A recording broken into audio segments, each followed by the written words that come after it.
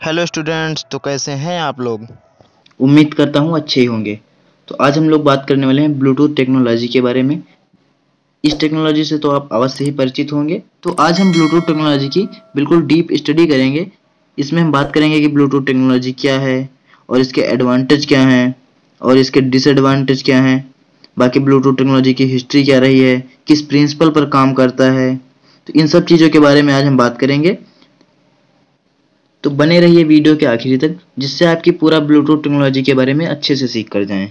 अगर आपने अभी तक चैनल को सब्सक्राइब नहीं किया तो चैनल को जरूर सब्सक्राइब करें, क्योंकि इस चैनल पर हम नई नई जानकारी इस तरह की देते रहते हैं ब्लूटूथ। और आगे आने वाला वीडियो हमारा होगा वाईफाई का। तो चलिए शुरू करते हैं आज का ये वीडियो।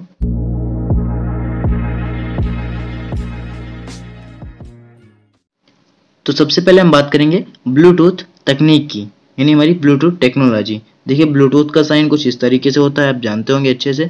ब्लूटूथ क्या करता है, हमारा ब्लूटूथ हमारा एक डाटा शेयर करने का मीडियम है, जिसके थ्रू हम डाटा एक डिवाइस से दूसरे डिवाइस में आसानी से भेज सकते हैं।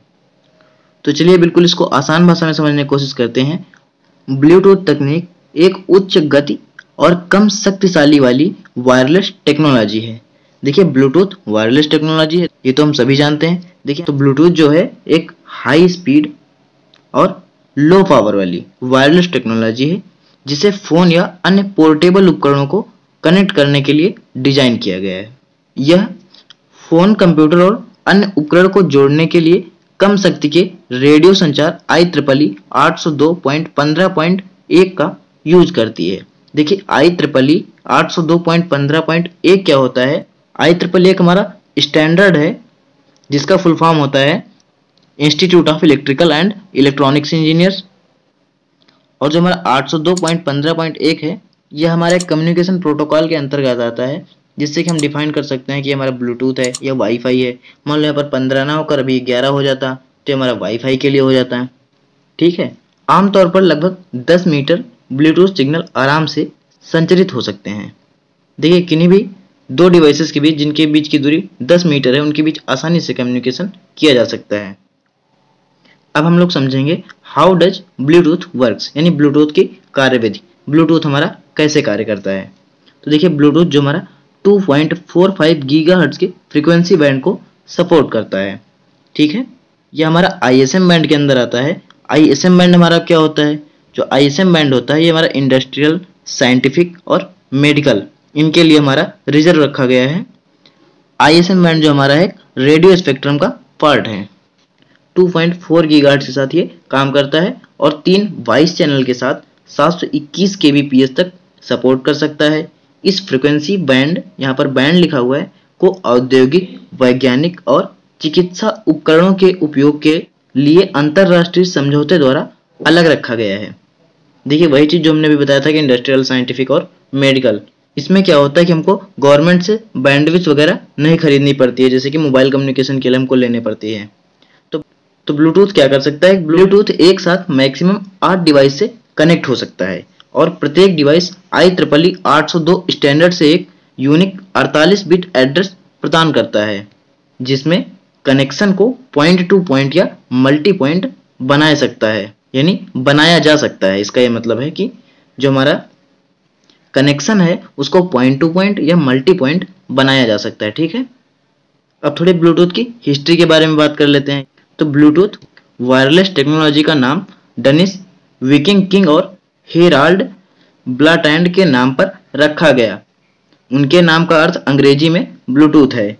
ब्लूटूथ वायरलेस टेक्नोलॉजी को दो असमान उपकरणों को एक करने का श्रेय दिया जाता है। उनको एक करने का काम करेगा, जिससे हमारा उनके बीच का डाटा ट्रांसफर और कम्युनिकेशन स्टैब्लिश्ड हो सके।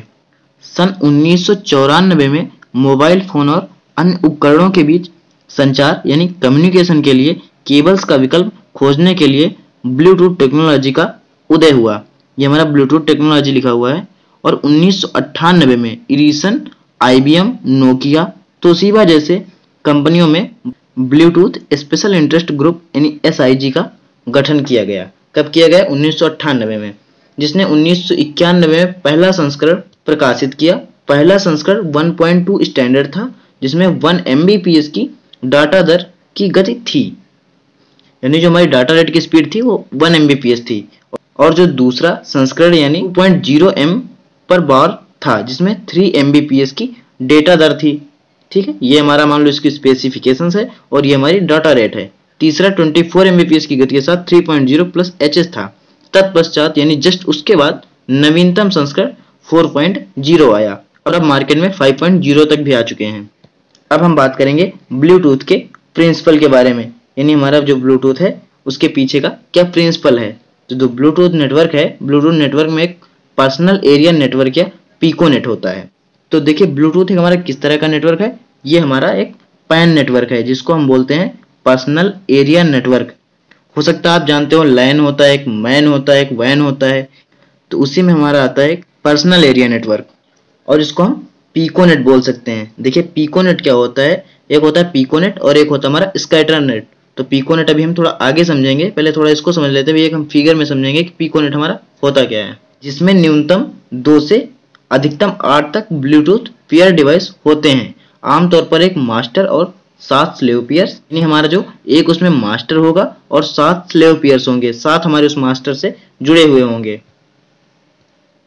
और मास्टर उपकरण क्या होता है, मास्टर वह उपकरण है जो अन्य उपकरणों के साथ संचार शुरू करता है। ये देखिए आप इस फिगर में देख सकते हैं कि ये हमारा मास्टर डिवाइस है और इधर से हमारी जो स्लेव डिवाइसेस जुड़ी हुई हैं। ठीक है, ये देख सकते हैं कि स्लेव पर हमारा कैमरा भी हो सकता है, फोन भी हो सकता है, प्रिंटर भी हो सकता है। ठीक है, तो एक तो हमारी मास्टर डिवाइस हो जाएगी और इसके साथ फिर हमारी मैक्सिमम 7 डिवाइस ऐड की जा सकेंगी। अभी यहाँ पर तो आप देख सकते हैं कि 5 ही डिवाइसेस कनेक्ट हैं, लेकिन इसमें हम 2 डिवाइसेस और कनेक्ट कर सकते हैं।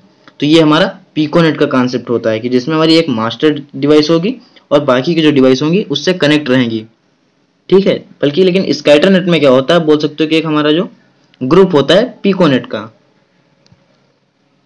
तो इसके पहले हमने पढ़ा था कि इसमें मैक्सिमम 7 डिवाइस कनेक्ट हो सकते हैं और डिवाइस संचार लिंक और बाकी के डिवाइसेस के बीच ट्रैफिक को नियंत्रित करता है।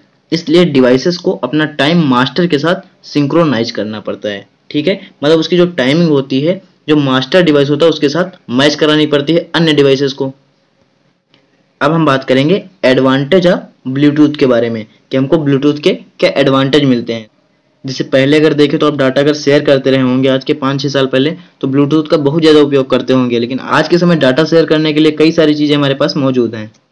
ब्लूटूथ का जो सबसे पहला एडवांटेज मिलता है कि बहुत जल्दी कनेक्शन बनाने में माहिर है और ज़्यादा इस्तेमाल होने के बावजूद भी बहुत कम पावर कंजप्शन करता है, यानी जिसका पावर कंजप्शन है बहुत कम होता है। और दूसरे डिवाइस साथ एक मजबूत लिखा हुआ है, ये कनेक्शन बनाता है। जो दूसरे डिवाइस होता है उसके साथ एक मजबूत कनेक्शन इस्टेब्लिश करता है। जितने भी और वायरलेस टेक्नोलॉजी हैं सबसे इसका कनेक्शन स्ट्रांग होता है, यानी जो भी हमारे अदर वायरलेस टेक्नोलॉजी हैं उनमें से सबसे ज़्यादा स्ट्रांग इसका कनेक्शन होता है। इसका एक बड़ा एडवांटेज यह भी है कि हम अपने घर में इस्तेमाल होने वाले IoT डिवाइसेस को ब्लूटूथ की मदद से ऑपरेट कर सकते हैं। देखिए यहाँ पर शब्द आया है हमारा नया IoT डिवाइसेस। तो IoT डिवाइसेस क्या होती हैं, IoT का मतलब होता है कि इंटरनेट ऑफ थिंग्स। जैसे कि हमारा जो होम ऑटोमेशन वगैरह है कि जैसे मोबाइल से हमारी लाइट वगैरह है, जो भी होम अप्लायंसेस इनको कंट्रोल करना, ये हमारे IoT डिवाइसेस के अंतर्गत आ जाते हैं। दूसरे डिवाइसेस जैसे कि MP3 player, stereos, video player, cars, GPS, light, computer ETC को भी हम अपने फ़ोन से जोड़ सकते हैं। ठीक है, ब्लूटूथ की भी मदद से। और ब्लूटूथ की मदद से हम कंप्यूटर में इंटरनेट का भी लाभ उठा सकते हैं।